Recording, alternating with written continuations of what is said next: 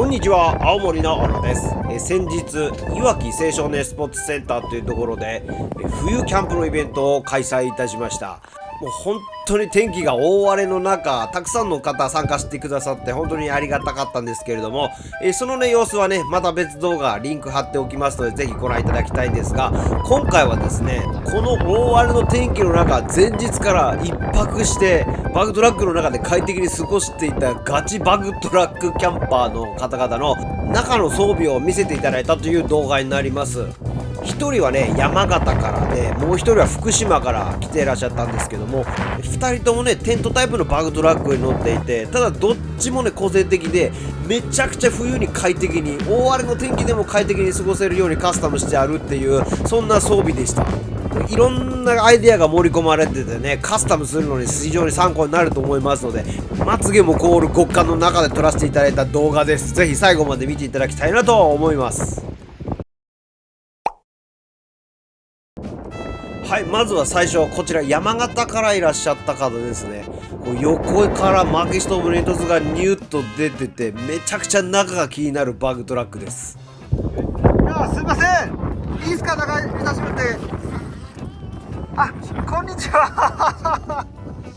あ、すごい、よろしくお願いします。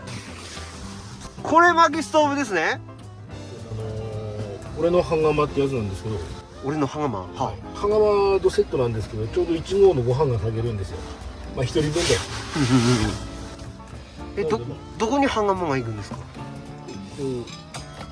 っちではい。ああ、いい。パカンとはまるんですけど、あ、これ用のやつ。うわ、あったけえ。これをちょうどいいですね。バグトラックの荷台ちっちゃいので、これ全開で炊いてもまあまあ快適にしてますね。断熱はこれはロックのプレートなんですけど、はい。周りほつれてくるのでガムテープで補強してるんですけど。僕も同じだ。これ中からボロボロ白い粉出てくるんですよね。ああ、そうですね。あ、それを周り補強して下と上こういう風にして。いやー、やっぱ薪ストーブいいですか？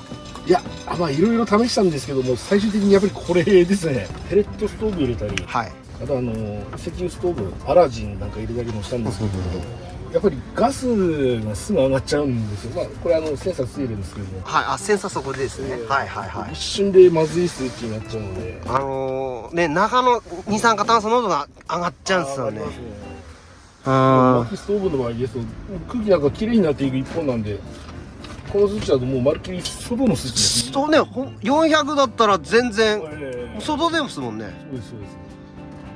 第一酸化炭素センサーと置いて、これベースはハイゼットじゃないですね。スーパーキャリー、鈴木スーパーキャリー。ハイゼットよりも10センチぐらいは狭いんじゃないでしょうか。まあハイゼットもそうですけども、足突っ込めますので。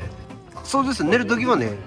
うわ、これぐらいコンパクトだけど全然いい感じですか？そうですね、まあ、全部こう手が届くので、まあまあ狭いければ狭いなりに楽しみ方がありますけど、本物だ。本物です。熊はですね、山形県産の月夜のものです。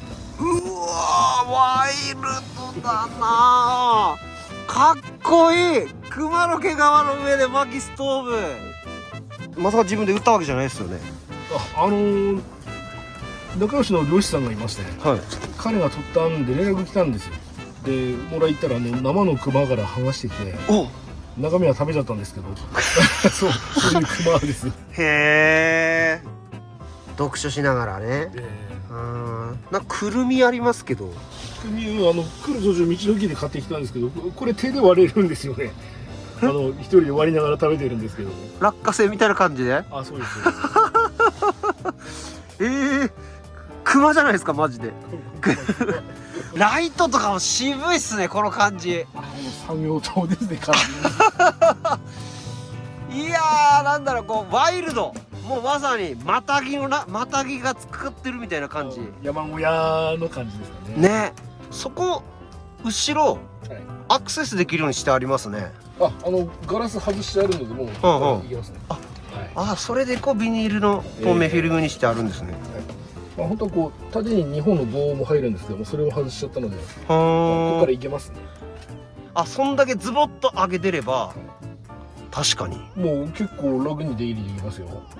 あ、そうですか。うん、ありですね。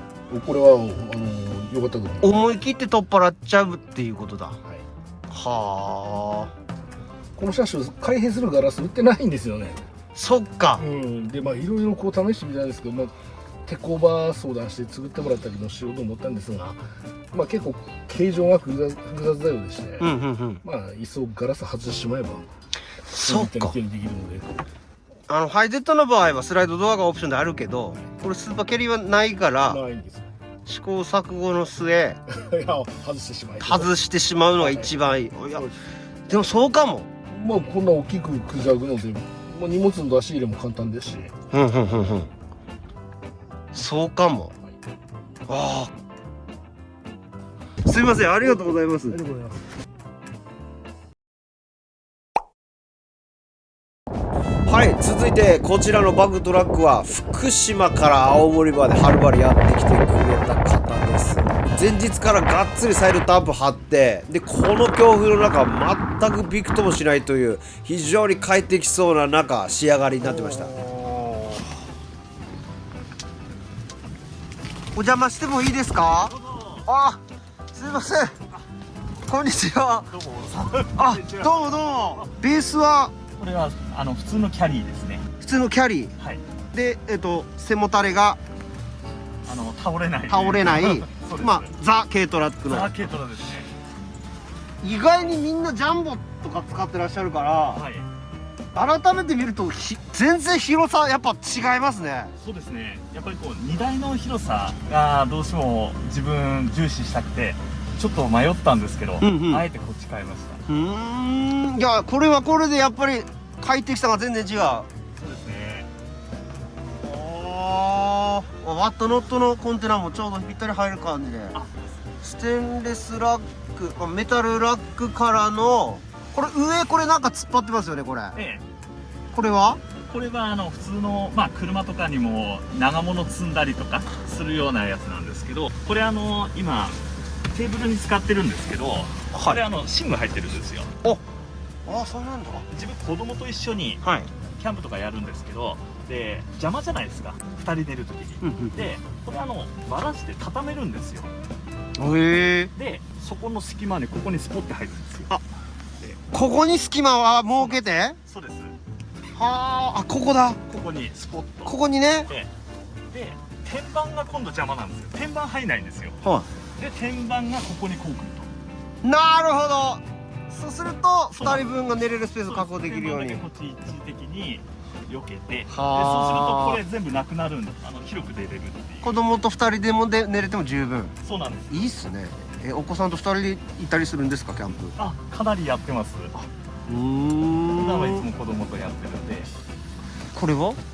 これは昔キャンピングカー8ナンバー登録が流行ってた時に、昔だとこのコンロとシンクがあればキャンピングカーで簡単にできた時代があったんですよ。は本当にちゃんとこれ使えますし、はいはいはい。ガスちゃんと使えて、でこっちもちょっと今冬の期間なんでつけてないんですけど、これも普段中に給水タイプと排水タンク入ってて、この下に入ってるんですよ。へえ。それでこうやってひねるとここで水が出てくる。蛇口として普通にシンクとして普通に使えるんです。それ自体は持ってはい。移動持ち運びできるってこと？これ。そうです。これ普通にこうあ、こへえ。ういう一つのやつで、平成10年ぐらいまでしかそれできなかったんですよ。今法律がちょっと変わっちゃって今はもう全然そういうのができなくなっちゃって、こういうものも出なくなっちゃったんですけど。あ、でもこれはこれでなんか使い勝手良さそうですね。そうですね。だからこれ自体は多分もう20年ものとか30年ぐらいものなんですよ。へえ。でそれ気になりますね。気になっちゃいますよね。なんで、いや、なんかね、すごいあったかいのにはい。ストーブがないなと思った。それがストーブ？そうなんです。パーキングヒーターなんですよ。なんでしょう、パーキングヒーターって。車用の FF 式ヒーターですね。燃料がってことは？これは灯油なんですよ。あ、灯油？ただここで燃やして、はい。給排気は全部外でやってるんで、中は暖かい空気が出てくるだけっていう。あ、じゃあ中湿気たまんない、結露が出ない。結露は出ないです。むしろ乾燥しちゃいますね、これだと。あ、じゃあ薪ストーブと一緒だ。ほとんど一緒ですね。へえ。キャンピングカーとかだと結構つけてる方多いんですけど、それのやつがもうこの中にもこの箱だけで収まってます。はい、結構煙突設営するのって大変だけど、はい、FF ヒーターだったら、はい、そんな大変じゃないけど、ここに置くだけなんです。ここに置いて、これシガーライターで、あ、はい、電源が必要だ。そうです。でそこのポタテで、あ、へえ。ちなみにどれぐらい電力食うんですか？これはですね、はい、今稼働してるってことは電気食ってるってことですよね。このくらいですね。15とか？はい、このぐらい電気毛布のレベルですね、もう。そうですね。俺欲しい、それ。これすごくそれなんかでも外見が、はい、なんか昨日それどうしたんですか？作ったんですか、自分で？これは作ってくれた人がいるんですね。それはなんか売ってるわけじゃないんだ。これはヤフーオークションでこういうのを作ってくれた人がいて、それをなんかこう出品してたんですよ。で僕これすごい求めてて、はい、同じことを考えてる人がもう自分で作ったやつがたまたま出品してあって、へえ。このサイズに収めるって多分なかなかできないはずなんですけど、今ついてるんですよね。あ、中は上げどうなってるか見てもいいですか？いいですよ。どんなものなんだろこういうふうにう。あれ下が燃料？ここが灯油です。はあはでこっちがあ。本本体体？で、ここら辺にその必要なものが全部、室内はこっち側から吸ってはい。こっち側に出すっていうだけなんですよ。で中で燃やして、あとは排気は外っていう構造なんで。初めて見た、こんなの。こんなのあんだったら、まあ冬場しか使わないからこっち乗せるだけでいいですもんね。もうこれだけでもう大丈夫ですね。もうなので本当もうで、しかもこれここに引っ掛けられるように、煽りのとこに、はい。これ引っ掛けられるように作ってあるんで。はいはいはいはい。引っ掛けてそこにトンと乗せるだけで。そうです。乗せて、ちょっとここで高さ調整で言いまして、こうやって乗っかってるだけなんですよ。これはいい。これすごくいいですよね。めちゃくちゃいい。なんか自分で作ったわけじゃないから僕がどうやをしてもなんかあれなんですけど、実際今炊いててもこんな話です。全然 CO2 出てないっていう。そうなんです。あれ、それでもゼロはちょっとおかしいですね。あ動いてない。結構空気入っはいはい隙間風で、うん意外となんかこうあったかい空気とかもやっぱりどうしてもホロなんで、抜けてっちゃうんで、全然やっぱ一酸化炭素は全然たまらない。そっか、これ一酸化炭素センサーがそう二酸化炭素センサーじゃないんだ。そうなんです。 CO2 センサーじゃなくて CO2 じゃない CO センサーだ。であ、じゃあもう全然ゼロですね。そうですね。そうか。俺全く同じデザインの二酸化炭素センサー使ってるから今二酸化炭素数値としておかしいなと思ってる。そうですね。そっか、ええゼロだ。そうなんです。すげえいいこと教えてもらいました。これ結構僕の中で一番最近最強の装備になってますね。これは羨ましい。かっこいいわ。あ、こういう持ち運びができるタイプのキャンピングカー用の用品。これはパーキングヒーター。なので僕の車のコンセプトが、ワグトラックなんですけど、ちょっとしたキャンピングカーに近い装備ということになってるんで、外にアンテナあったじゃないですか。あれなんかアンテナの場所の。あれは普通に私アマチュア無線をやってるんで、そうなんだ。完全に趣味の、じゃあもう本当に自分の好きなものを全部積んでる感じですね。そうなんです。素敵。なので遠出だとやっぱり一人で走る時とか寂しいんでそういう遠くの誰かが喋ってるのを遠方の同じ趣味を共有したアマチュア無線好きな人とかとやり取りみたいな。そういうのがちょっと聞こえてきたりする。へそういうふうにちょっとえ。やってます。いやー、いろいろ面白いもの見せてもらってありがとうございます。もう本当に小野さんの薪ストーブのこだわりがもう本当すごいなと思ってたんでいや負けないくらいと思って。いやでもパーキングヒーターって全く選択肢なかったんで、これちょっと検索して僕もやってみよう。こ本体自体は結構いっぱい売ってるんですよ、ここ自体は。うんうんうん。これ自体はいっぱい売ってるんですけど、こういう風な箱になってるのがないっていうわけ確かになんで、確かに。多分なんていうんですか、こういう日曜大工とか得意な人だったら同じ感じで作れるんじゃないかこなと思う。んなに構造的にはね。そうですね、難しくはないそのので。赤いものが多分そうです。パーキングヒーター本体ですよね。これだけだと中国製とかだと多分2、3万ぐらいで売ってますね。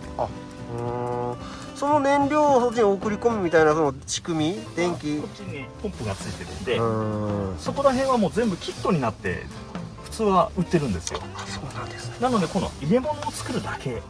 いやー、これはいいものを見せていただきました。ありがとうございます。はい、ということで今回はテントタイプのお二人のバグトラックの中を見せていただいたという動画でした。こう天気が荒れれば荒れるほどテントタイプはなぜか楽しさが倍増するというこの不思議な魅力が伝わればなということと、あとね、車中泊する時のカスタムの皆さんの参考になればなというふうに思います。以上、青森のオルでした。